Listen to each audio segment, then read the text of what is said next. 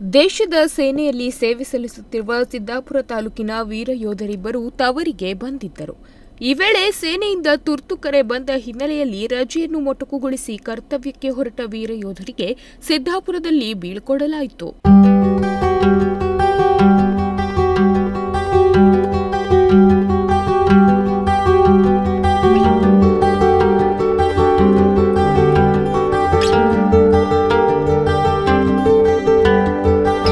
ತಾಲೂಕಿನ ಹೊಸೂರಿನ ಜೈವಂತ್ ಯುಎಸ್ ಛತ್ತೀಸ್ಗಢದಲ್ಲಿ ಸೇನೆಯಲ್ಲಿ ಸೇವೆ ಸಲ್ಲಿಸುತ್ತಿದ್ದು ಮದುವೆಯಾಗಿ ಪತ್ನಿಯೊಂದಿಗೆ ಸಂತಸದ ಕ್ಷಣಗಳನ್ನು ಕಳೆಯಲೆಂದು ಬಂದಿದ್ದರೂ ದೇಶಕ್ಕಾಗಿ ಕರ್ತವ್ಯ ನಿರ್ವಹಿಸುವುದು ಅನಿವಾರ್ಯವಾದ್ದರಿಂದ ಸಂತಸದಿಂದ ದೇಶ ಸೇವೆಗೆ ಮರಳಲು ಮುಂದಾಗಿದ್ದಾರೆ.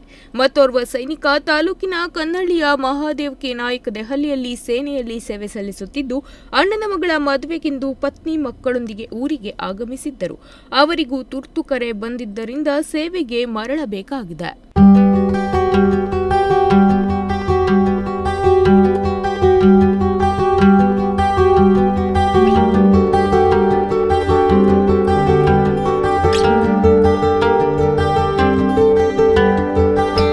ತಾವು ಪಡೆದು ಬಂದಿದ್ದ ರಜೆಯನ್ನು ಮೊಟಕುಗೊಳಿಸಿ ಸೇವೆಗೆ ಮರಳುತ್ತಿರುವ ಸೈನಿಕರನ್ನು ತಾಲೂಕಿನ ಮಾಜಿ ಸೈನಿಕರ ಕ್ಷೇಮಾಭಿವೃದ್ಧಿ ಸಂಘ ಹಾಗೂ ನಾಗರಿಕರು ಪಟ್ಟಣದ ರಾಮಕೃಷ್ಣ ಹೆಗಡೆ ವೃತ್ತದಲ್ಲಿ ಏರ್ಪಡಿಸಿದ್ದ ಕಾರ್ಯಕ್ರಮದಲ್ಲಿ ಗೌರವಿಸಿ ಬೀಳ್ಕೊಟ್ಟರು. ಈ ವೇಳೆ ಸಾಮಾಜಿಕ ಕಾರ್ಯಕರ್ತ ಗುರುರಾಜ್ ಶಾನ್ಭಾಗ್ ಮಾತನಾಡಿ, ವೈರಿ ರಾಷ್ಟ್ರ ಜೀವದ ಜೊತೆ ಚೆಲ್ಲಾಟವಾಡುತ್ತಿದೆ. ಈ ಸಂದರ್ಭದಲ್ಲಿ ನಮ್ಮ ತಾಲೂಕಿನ ಹೆಮ್ಮೆಯ ಸೈನಿಕರು ಸೇವೆಗೆ ಮರಳಬೇಕಾಗಿದೆ.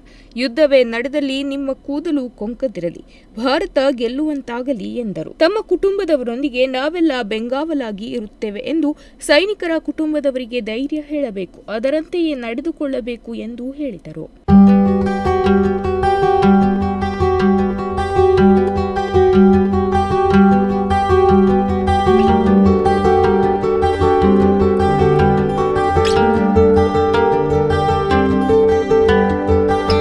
ಮಾಜಿ ಸೈನಿಕರ ಕ್ಷೇಮಾಭಿವೃದ್ಧಿ ಸಂಘದ ಅಧ್ಯಕ್ಷ ಕುಮಾರ್ ಗೌಡರ್, ಪದಾಧಿಕಾರಿಗಳಾದ ಪಿಡಿ ನಾಯ್ಕ್, ಸುರೇಶ್ ಪಂಡಿತ್ ಸೇರಿದಂತೆ ಅನೇಕ ಮಾಜಿ ಸೈನಿಕರು ಉಪಸ್ಥಿತರಿದ್ದು ಸೇವೆಗೆ ಮರಳುತ್ತಿರುವ ಸೈನಿಕರನ್ನು ಬಿಗಿದಪ್ಪಿ ಹುರಿದುಂಬಿಸಿ ಬೀಳ್ಕೊಟ್ಟರು.